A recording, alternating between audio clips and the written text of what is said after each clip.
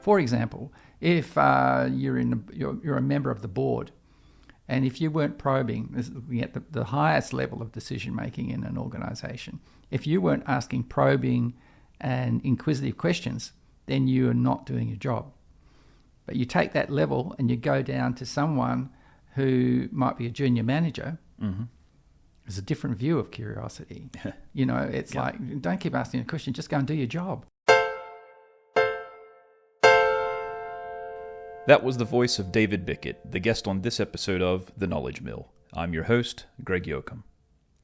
I've known David for a few years now, as our PhD candidatures at UTS, the University of Technology, Sydney, overlapped. Myself, David, and our mutual friend Lewis Wales, who listeners will hopefully hear from in another episode, would get together over coffee for weekly accountability meetings to keep each other honest. This continued even after the COVID-19 pandemic hit Australian shores in March 2020. We just simply moved our meetings onto Zoom. Now that we're back on campus, David and I continue to be good friends and colleagues. The thing that made David unique among PhD researchers at the UTS Business School was the extensive professional experience that he brought to his candidature. Before embarking on his PhD journey, David held various roles in corporate leadership, developing and executing key strategic initiatives in both for and nonprofit organizations. In 25 years of this work, David's career took him around the world to the UK, Japan, Singapore, and of course, Australia. As David recounts at the start of our conversation, it was this industry work that led him to researching curiosity and the role that it plays in the strategic decision-making of top management team executives. While curiosity is often viewed through a psychological lens, David considered curiosity as a social practice in his PhD research. This was a turn in his candidature that he discusses in this episode. Ultimately, David's research aimed to understand how curiosity as a social practice assists top management team executives in making strategic decisions and in managing organizational ambidexterity. When we sat down to record this episode, David was finishing the minor revisions to his thesis that his examiners had requested. By the time you hear this episode, his PhD will have been conferred, so let me be among the first to say, congratulations, Dr. Bickett. This episode of The Knowledge Mill was recorded in my office at UTS on November 23rd, 2022. Show notes, including more information about some of the topics that David and I discuss, can be found at theknowledgemill.com/episode 1. That's episode and the numeral 1.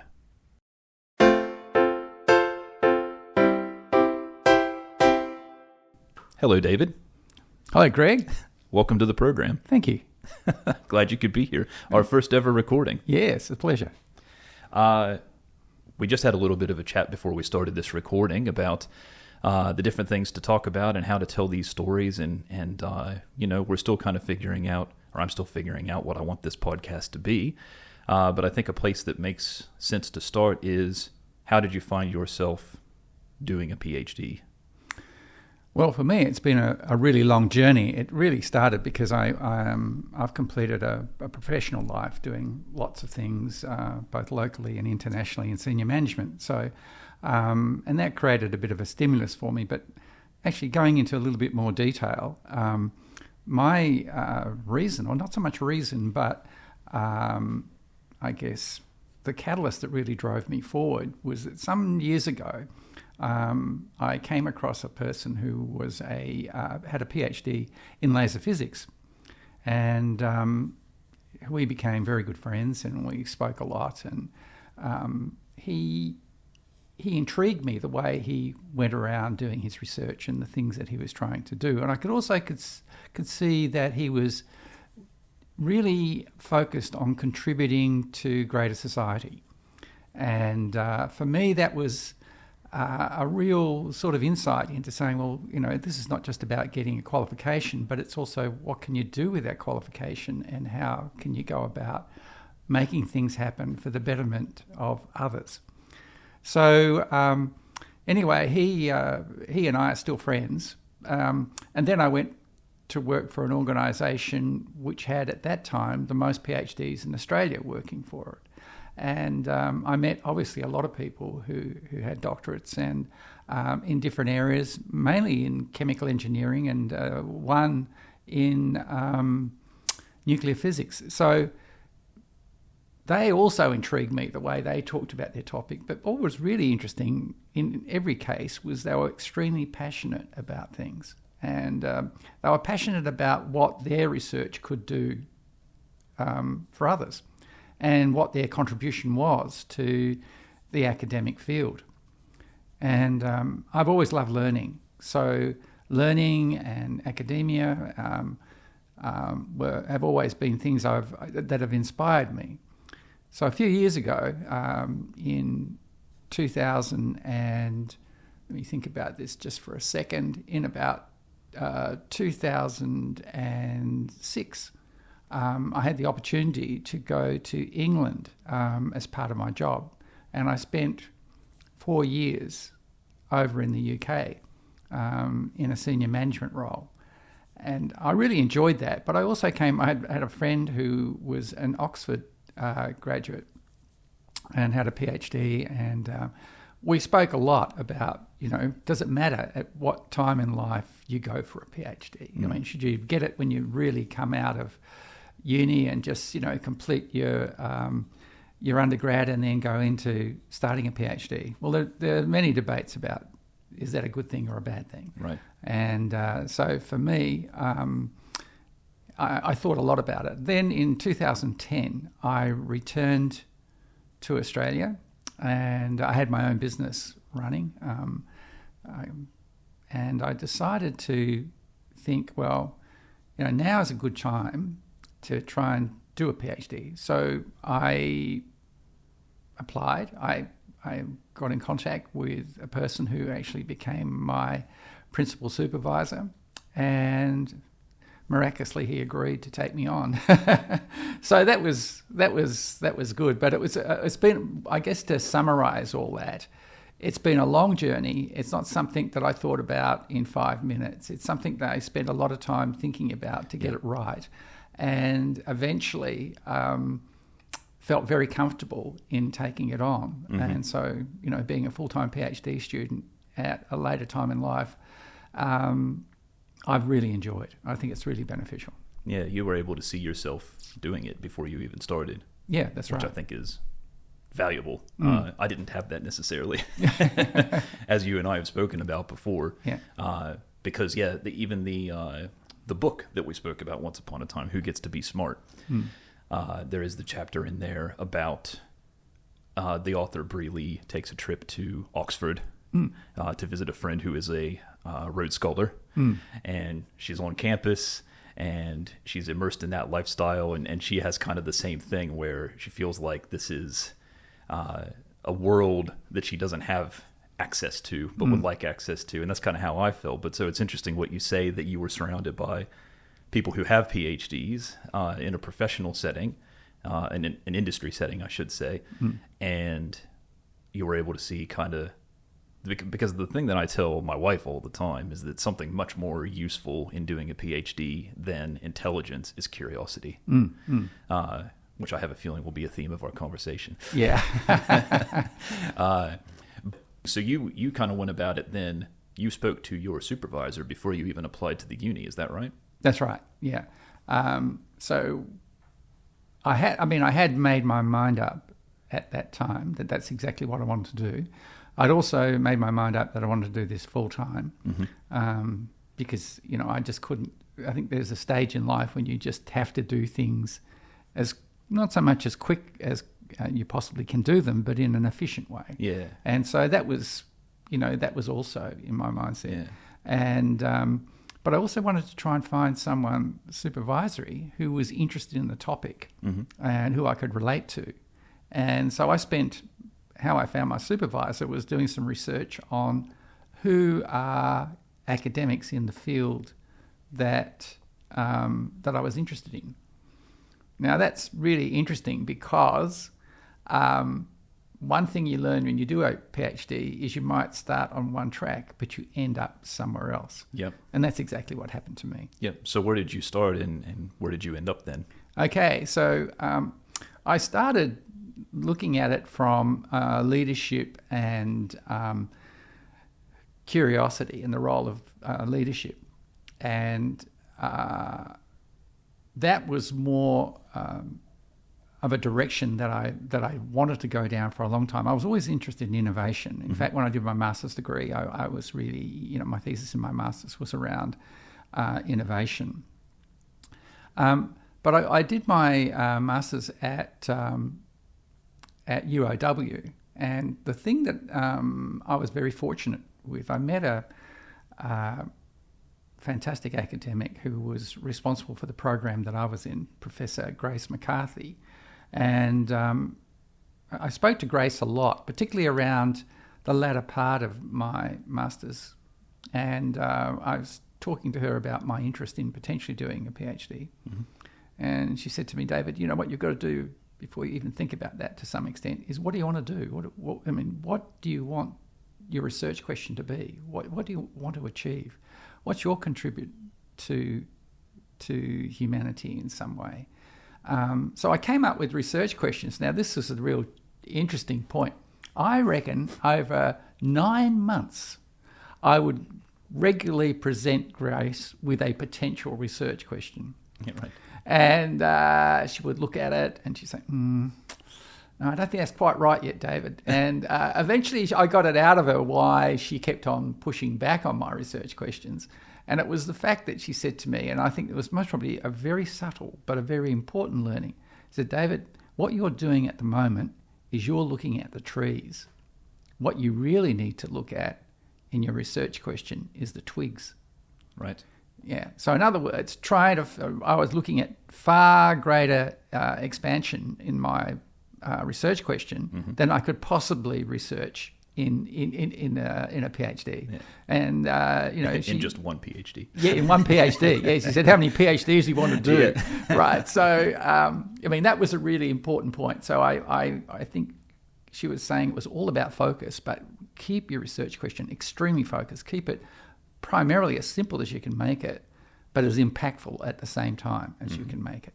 So that was a great learning, and I've never forgot that. And I think even as I went through and put together my research questions in my PhD thesis, or for my PhD thesis, that was in the back of my mind all the time. Look at the twigs. Am I really asking about the twig here? Is this a real focused, intensive question that is easy, not so much easy, but is worthy of answering, and right. Can it be answered?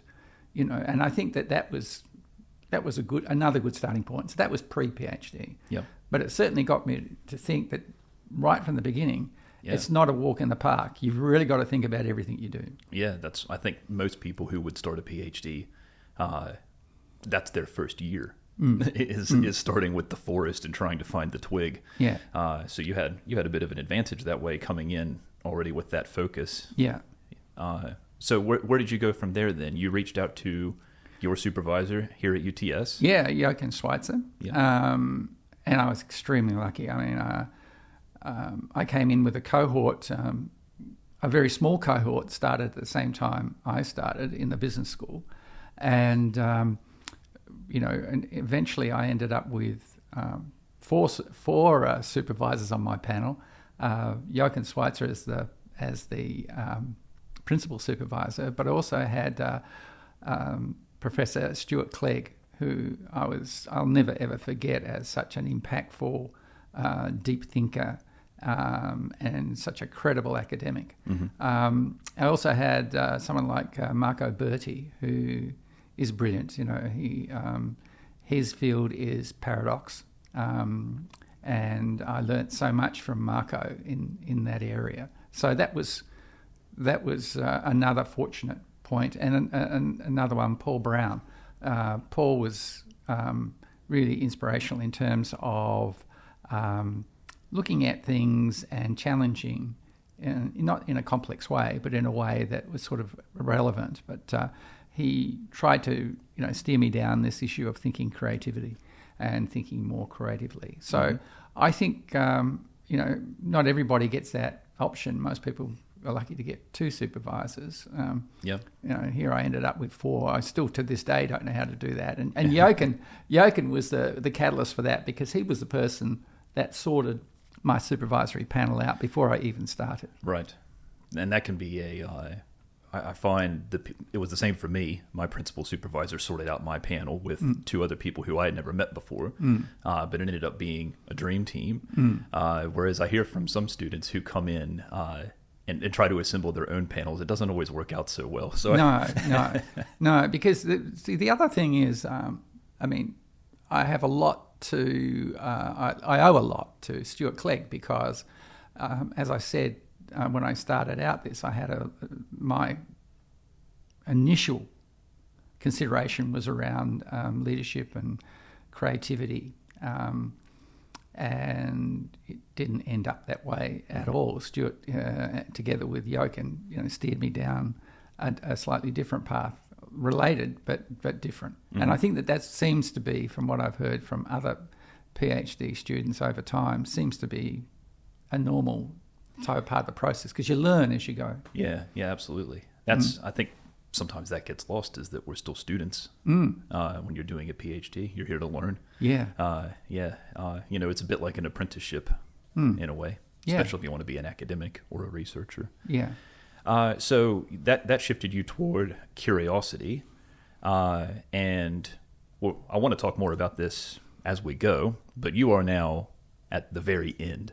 So you have the benefit of hindsight. Maybe even you've been reflective lately, since that's a component of your research as well. We have that in common, our research interests. Just to tell because the listener would have heard a little bit about your research in the introduction, but tell us a bit about what you did end up, that final kind of research question and the work that you did, because something else was you had a bit of a challenge when the pandemic came on. You had to do a bit of a pivot with your data collection as well. That's right. Yeah. So, my research, coming back to, the stimulus for my research, it really started when I was a professional business person. And I spent a lot of time in strategic meetings. So I became really interested in strategy and how strategy was formulated and how strategic decisions were made. So sometimes these things can be taken for granted. But I was also stimulated further down the track. Not long after I started, Jochen sent me an article out of Harvard Business Review, and it was called The Business Case for Curiosity by a person out of Harvard, Gino Francesco. And I don't know how many times I've read that article. I just reread it and reread it. Even now, I still go back and reference it. And in my PhD thesis, I referenced it as well. Because in a relatively short article, it covered a lot of things that I reflected on were things that I had experienced or observed. Right. But I also believed that there was other options out of that research that the research hadn't covered. So primarily how it went was, and what the whole stimulus, my research question really was around the role of curiosity in strategic decision-making. And I broke that down into three sub-questions as well, one of which was around paradox theory. How does curiosity help manage paradoxes in strategic decision-making? And the other one was I also wanted to try and, in fact, the first paper I wrote was a theoretical paper, and it was more around the role of curiosity as a social practice. So for those people who are familiar with curiosity, it's very much in the psychological domain. And really there are many psychology articles written about curiosity. But the way I saw it in my experience was more a social issue. So the strategic decisions aren't made by one single individual. They're made by a number of individuals coming together and debating and discussing things before they make a decision. And they ask lots of questions and they need to become quite curious. So it became obvious to me that there was a social and material element of curiosity. So my research actually focused on the social material world of curiosity, which hadn't been covered before. It really just been absorbed in the psychology domain as a social issue of one, whereas I was looking at it as a social issue of many.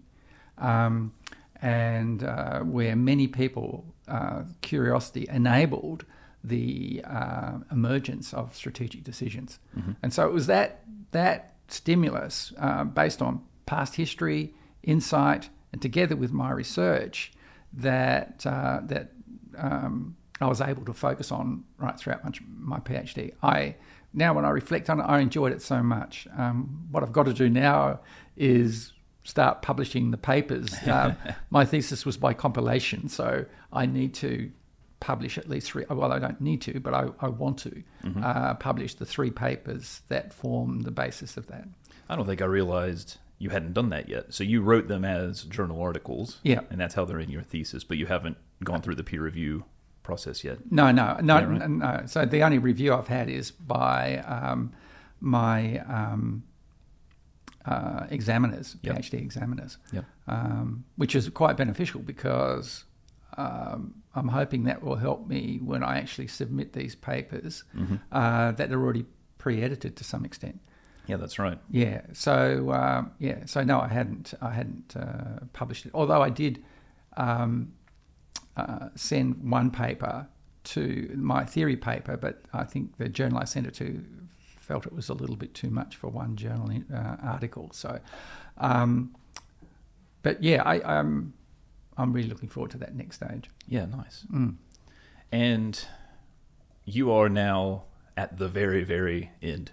As we were talking about before we started recording, you have submitted your thesis with all of the changes, the requested changes, and now you're basically just waiting on word from the uni that the paperwork has been filed and you will be conferred. Correct. So in the very first episode of this podcast, you're probably setting the record for the person closest to not being eligible to be on the podcast. Yeah. But that's so. One of the things that I wanted to ask you, you are here at the end, and I got very busy at the end of my PhD, and I didn't have so much time for reflection. I'm actually now doing that on a bit of a delay. I'm thinking back to that experience as I start to look ahead to different research projects and building on some of that prior work. But if you could, and for you as well, it's challenging with the pandemic, which caused an interruption for you in the middle. If you could go back and see yourself at the beginning, is there any advice that you would give yourself, or do you think that you would have done anything differently at all? I think there are things I could have done. I'll come back to the point that you've raised a couple of times now, and that is around my research during the pandemic. When part of as everybody knows, you've got to go through an ethics program before you can start your research. So you have to be signed off by the university ethics area or department. And that wasn't such a hard thing. And I had great support from the university when I explained what my research was about. And so I started that most probably a little bit later than what I should have. So then I went on starting approaching organisations to undertake or to agree to do my research with me, or to give me permission to do research in their organisation. So that was a really interesting point. Now, I'd approached a chairman of a large listed company who said that was a great idea, and he put me onto somebody who could look after me throughout this research program. Now, the pandemic then started to gain momentum, and the organisation that I wanted to do my research with became so focused and engulfed in coping with the pandemic that they couldn't spend time with me on my research. So what that basically meant, I lost around, going backwards and forwards in internal communication, I would have lost over 6 months of time in starting my research. Could have even been longer. And then working with Jochen, we decided I should try someone else. And by trying someone else, it most probably was fortuitous because I ended up getting 2 other organisations who said, yeah, we'd like to do that too, interestingly in the same industry, but under different circumstances. So what that meant, because I was doing a qualitative research project, was that and it was a case study, so I needed to, in fact it came to 2 case studies, I needed to be able to talk to people, but one of the things that I couldn't do, which I had to modify, was change my research to some extent, because I couldn't sit down like we're sitting down, and I couldn't watch body language, or I couldn't do any of that, because it was all conducted over Microsoft Teams. Right.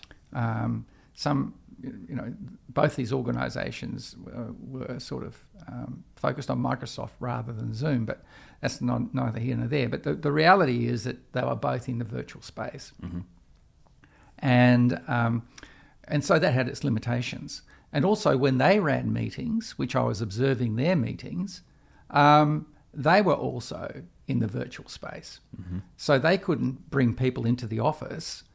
They also had to conduct them. So what that meant was I had to modify my research and methodology to cope with those changes to the structure of the research. And to some extent, one could say that was sort of beneficial. So what is the learning out of all this? I think one of the things is be really clear when you are trying to get a company to be your partner in your research, but also get the commitment and find the person who is the decision maker early, as soon as you can. So then there is a commitment to proceed with your research. If you don't find that person, you can be wallowing around and finding it very difficult to get off the ground.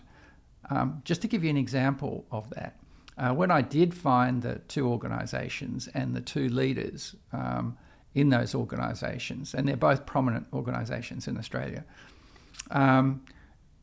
the thing that happened was they gave me a commitment. They organised people for me to interview.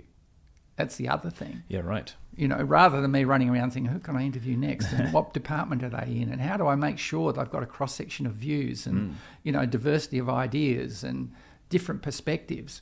Once I'd actually brief them appropriately in line with my ethics, then it was really easy.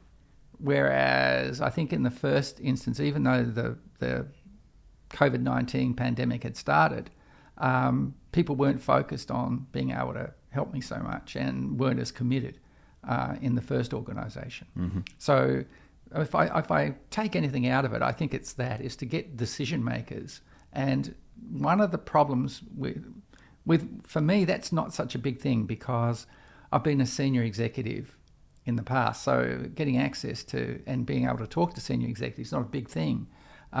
Whereas I think junior researchers, generally speaking, might find that a bit of a daunting task. So what I would strongly suggest is they work with their principal supervisor and to enable them to get to the decision makers. That getting to the decision maker in commencing your research, I think my great learning was that's absolutely paramount. Yeah, I would agree with you. And I learned that by accident.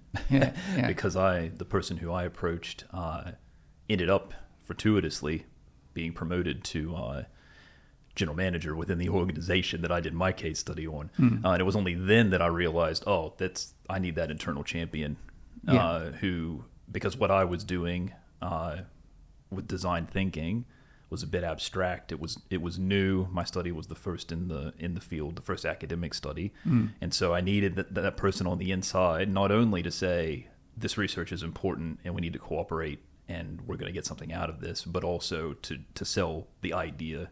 She really saw the value in the idea, and that they would get a lot of value out of going through the process with me. I think if it had gone the other way, if she, rather than getting promoted, had maybe taken a promotion in a different organization, I would have been sunk. Or I would have gone and asked if we could do it at the new place. Because it's that important, that internal person who can organize the interviews, and maybe alert you to, you should really talk to this person, and maybe that wasn't even on your map. Yep. And broadens the scope of what you're thinking about, or how, for you, curiosity does feed into strategy, or maybe doesn't. Did you, when you were going through your research and you started doing your interviews, was there anything, obviously you would have had some expectations. You were looking for certain things. You're asking certain kind of questions. Did anything surprise you when you were going through that? Yes. Yes and no. Let me go back to the Gino article just for a moment. Mm-hmm. That's the Harvard Business Review article that I spoke about. Francesca Gino, she found in her, and also another psychology article that was in Harvard Business Review by another American scholar by the name of Todd Kashdan. Both of them did large-scale research, 3,000, N equals 3,000 for each of them, right? So it's quite big research. It is. Yeah, and so their survey data indicated that senior executives in organisations theoretically believe they encourage curiosity, but the research actually found that when people started asking questions, they started turning off the tap. They didn't want to listen. They haven't got time for this. Right. So it becomes a temporal issue. I don't have time to listen to all these questions. Yeah. I just want to get on. This is an interruption to my day. Yeah. So curiosity on one hand was encouraged, but on the other hand was discouraged. And so my research actually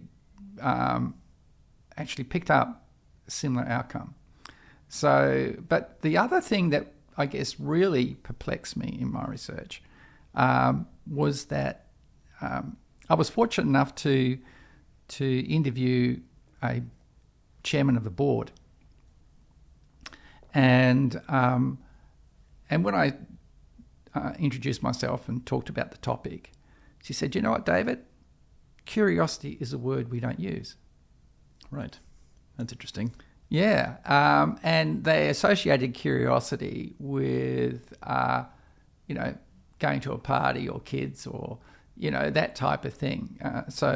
And curiosity covers all those things. It's part of us.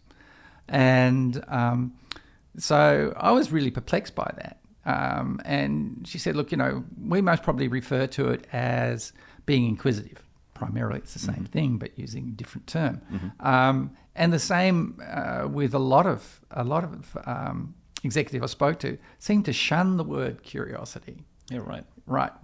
Even though they were curious and they did ask questions. They wouldn't exist if they didn't ask questions, and they wouldn't be able to make good strategic decisions if they didn't. Yeah.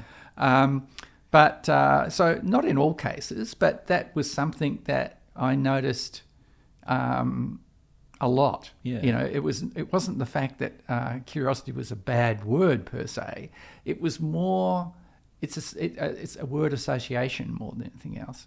How they viewed the word, and in fact, I went through some of my notes the other day, reflecting on my research, and I did notice it a few times where people said, it was more of a lexicon issue, than anything else, and but it did come out as not just one or two people, but it was quite strong. The other thing I think that really stood out in my research was that how intrinsic it is to senior executives. So the more senior you became, the more important your curiosity became, but not just as an individual, as a social player in a decision-making process. For example, if you're a member of the board, and if you weren't probing, looking at the highest level of decision-making in an organisation, if you weren't asking probing and inquisitive questions, then you are not doing your job. But you take that level and you go down to someone who might be a junior manager, there's a different view of curiosity. It's like, don't keep asking a question, just go and do your job. Yeah. So you end up getting this incredible gamut of how you need to be curious in an organisation. It seems like it's the more senior you become, the more And people use it as wisdom. They use the term wisdom to say, well, he's really wise because he's always asking questions and he's always probing about things, right? Yeah. But it's just the nature of the role. It's just the way things change over time. So that was something that added to it. But the social and the other important point I touched on before was the social material side of things. And because I'm a practice practitioner, people like Theodore Shatsky have had a big impact on the way I look at things, and Elizabeth Shove also, and David Niccoloni, all had big impacts on the way I look at the socialization of curiosity in organizations as a practice, rather than as a psychological capability. So my research was really looking at the practice side of things. Yeah. And so that was what was unique about it. Yeah, because as you're saying, someone at the ground level, maybe at the coal face, maybe even like a customer-facing role, very functional. You're clocking in, you're doing these tasks, you're clocking out. You literally don't have time to be curious, at least within the 9 to 5 hours. Yeah. Maybe you reflect when you get home and you put that into play the next day. Yeah. But it's not encouraged. You don't have time for it. No one's blocking out 2 hours on their diary for reflection and blue sky thinking. And so there's not a forum for it. And therefore people at that level could be the most curious, the most intellectual, the most capable of abstract thought as anyone in the organization, but can't do it within the practical function of their role. Yeah. I mean, it's really interesting because I looked at curiosity in so many different fields. Right? It wasn't just looking at it from a management point of view. To understand management, you need to know how people look at it philosophically. You also need to understand how the neuroscience aspects of curiosity. So, but as I probed and posed all these things, right early in the piece, most people have heard this, so it's not new news, but, Einstein had this thing that said, well, people say, you're such a brilliant man. He said, I'm not brilliant. I'm just passionately curious. And I like that. Yeah. So I think that, that those are the types of things, So why is it so important? Curiosity is all about learning. There are many different aspects of curiosity. Even psychologically, there are so many different things in the way you view curiosity.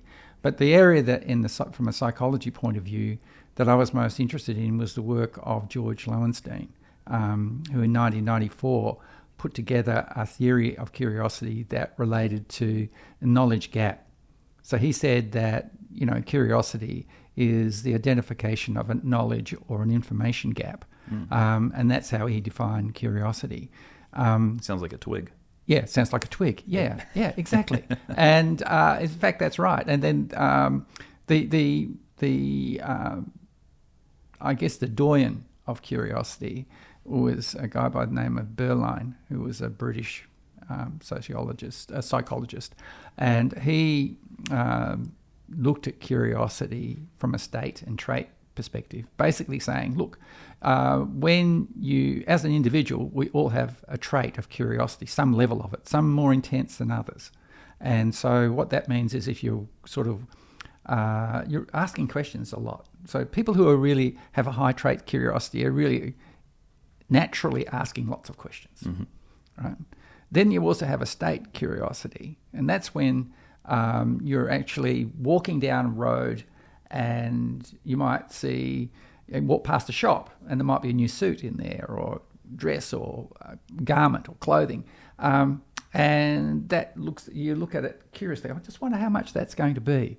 And you see the price tag. And so that then answers your curiosity. But the interesting thing is your curiosity then diminishes for that thing. Right. It's gone. Yep. You're not curious anymore. So there are all these different ways of looking at curiosity and different aspects of it that impact the thinking of how people in industry and work and whatever in science take on curiosity. So it's really it's just a fascinating topic that's primarily endless.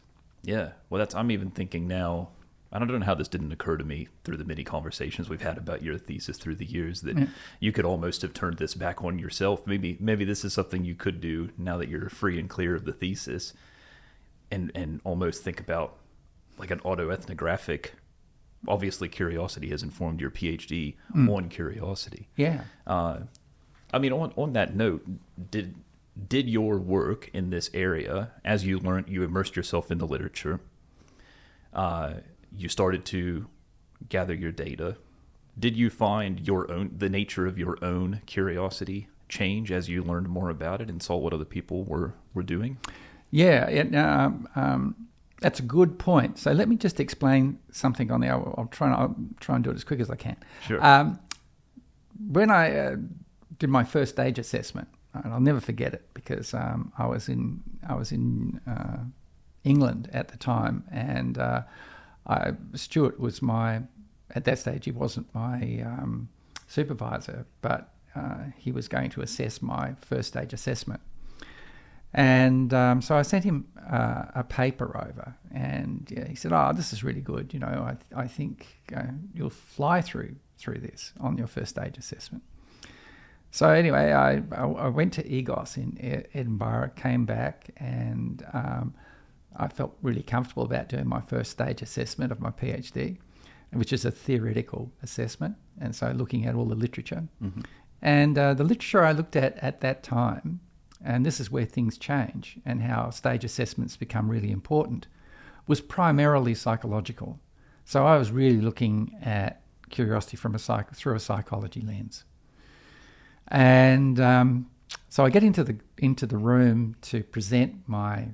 I don't know if you were there at the time, Greg, but I can't recall if I went to your stage one. Yeah, actually. You would have recalled because Stuart really ravaged me on that day. Oh, okay. And I don't hold it back. It was really good. I mean, that's another great learning about when you do a PhD. You just have to take these things. Mm-hmm. And I was perplexed because on one hand he told me, he thought it was really terrific, and on the other hand, he really ravaged me in terms of when I finished my presentation. But on reflection, what he was trying to get to, he wanted me to really look at curiosity in a different light. And so that took me on the road to a sociological view of curiosity rather than a psychological view. Mm-hmm. And I never looked back from that. So that was a key learning.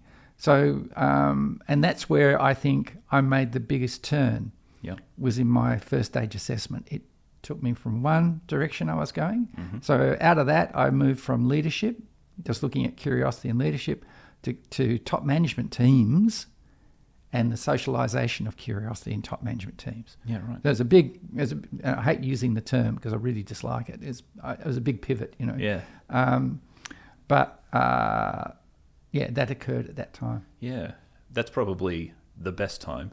Yeah, it is the best time because it gives you a lot of time to rethink. Before you've gathered any data and any of that, you have a really good idea of what you're going to go out and look when I was looking at the theoretical nature of curiosity, I was going right the way back to Aristotle, and Plato to try and work out their view of the world when they were looking up at the stars and things. So but that was great learning because you don't forget that stuff. But you also need not to be afraid of changing your direction for the better. Yeah, absolutely. Mm. And it sounds like you had a really supportive environment in which to make those changes, and you had good guidance. And as you say, that's one of the great things. I had similar experiences with Stuart as I was going through my PhD. And I mean, in the U.S., that you defend your dissertation, and it's called that for a reason. You go before a firing squad and you have to defend it. And so, it's an intellectual exercise. Probably the fact that he liked your paper is why he had so many thoughts about it. Yeah. He wanted it to be the best it could be. Yeah. So you and I would have met Stewart in the same place, which is in the coursework units that they make all research students here at UTS take. And he was teaching 2 qualitative units at the time. And that's something else that I wanted to ask you about is I guess I was about 2 years ahead of you. I was maybe halfway through when you started, and now I'm 2 years clear, and you're finishing up. Because we didn't have any of those coursework units together, but we took the same ones and had similar experiences. And you maybe even had a bit of a better cohort than I did. I was in those units with mostly honor students who kind of did their year and they were gone. So in terms of PhD students, there weren't too many. But did you find, as I did, some comfort in the cohort of students here at UTS? Absolutely, and it's one of those things that I've discussed with Lewis a number of times, and I've sent notes to Stuart saying how much we were so fortunate to have those programs, because they don't hold those programs like they did then. Yeah, that's right. And those programs are so rich in terms of content, discussion, and non-formality to some extent. They were very informal. And even though they were important, they enabled and encouraged free thinking, which I thought was just wonderful. So it wasn't just, well, okay, you've learnt this and, this is what a particular scholar thought. What's your view of the world? How do you see it? What experiences have you had in that area? So those types of questions become really encouraging and insightful. And I think that those courses, when I started, I always remember the first course I attended, there was a cohort of 8, one of which was an honours student and the other 7 were PhD students, including myself. Kind of the opposite to what I had. Yeah. And it was, and we've sort of gone through together. And some of those have finished up already. And some of them started before me, and so were well advanced at that stage by the time I met up with them. And others have, came a bit later. So we're all sort of shifting together, but we've all sort of maintained some form of connection, sometimes loose, sometimes really strong. So it depends. But I think it was a really important part of the process of learning, and also the ability to share things, because I think, I was warned many times over, I said, well, David, when you actually start doing a PhD, it can be one of the loneliest things you ever do. For 4 years, you're basically working on research that's only you are interested in, that only you are that's relevant to you. And you can't really go down the road and start talking to somebody openly and saying, well, okay, this is, what do you think about this? It doesn't work that way. I mean, you can, but that's not the direction in which most PhD scholars go. You've got to really think through what you're trying to achieve. So, yeah, I from my point of view, I think it's absolutely a key element, because you need to maintain your sanity as well. Yeah. And it's also in those courses you learn what lots of other premier scholars think or thought or approached. Yeah. It's a concoction of things that just enrich you as a person. And I found it to be, as you said, collaborative as well, because they get you when you're in the beginning. Yeah. And you're really trying. You're still many of us are still trying to find our problem. And so you're in this room, and I likewise only had about 8 people in there with me, not as many PhD students, but still curious people. And with honor students, usually top of their class, really switched on. I was very average undergrad, so I'm not going to pretend like I found my way to a PhD because of my high marks or anything like that. But if one of the things that I liked about Stuart's classes in particular is every single time you would present, so they're block mode classes for listeners out there. Block mode classes a couple of times a semester where you're in there all day, and every single meeting of the class you give a presentation about where you are with your research, usually through the lens that Stuart has been trying to teach to you. because you're feeling out epistemologies and methodologies and kind of those broad paradigms. And I've always enjoyed, you'd be up giving your presentation, which was on paper meant to be 10, 15 minutes. But then Stuart would interrupt you 5 minutes in and then talk for 40 minutes. Exactly. But it was always the most fascinating 40 minutes. Yeah. You know, I usually started my phone recording and just had, just absorbed all his thoughts and notes. And it didn't, most of it, I would say, maybe even all of it, didn't make it into my thesis. But hearing his thoughts on it and that what I said made him think that, I said X, he thought Y, told me something about my research that answered a question I wouldn't have even thought to ask. Yeah. So that was the value for me. I love being in those environments with likewise intellectually curious, passionately curious people in an environment that's encouraged.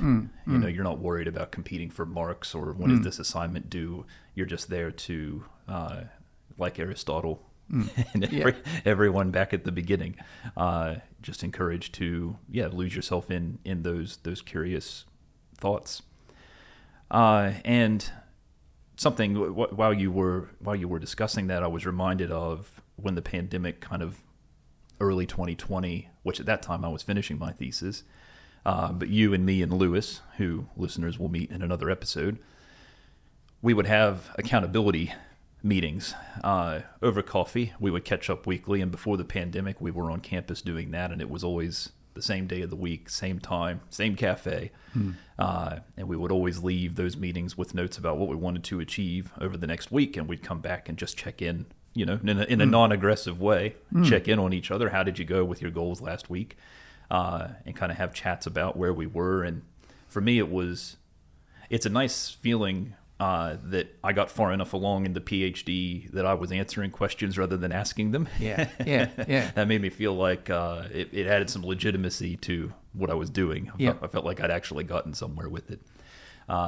And we moved those to Zoom when the pandemic started, and carried those through quite a while. And that, I think, was, even though you guys, I guess, maybe technically weren't in my cohort, quote unquote, because I was just right at the end when you guys were kind of in the middle. But I have to say, that's one of my fondest memories of the whole thing, because it really, even with that transition into the pandemic and lockdown and switching to online teaching, while I was trying to finish off the thesis. So pandemic hit March 2020. I submitted at the end of June 2020. While also teaching 10 subjects that semester. You were there, you remember. And you were at the time dealing with all of the changes you had to make that you've already discussed with your data collection. I'll value that for the rest of my life. I don't know if that's interesting to listeners, but I just wanted to tell you.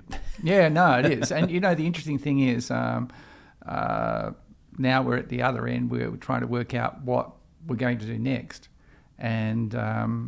And particularly with our writing. So Lewis and I have restarted those sessions again, and given ourselves a few goals, what we want to try and do, for example, in the first quarter, second quarter, and so forth. And then we just do a review of progress to try and find out how are we on track or not on track. But it's mainly around publications this time. So... and I think that's really important. It just keeps you motivated and focused. So that comes back to the point you raised early.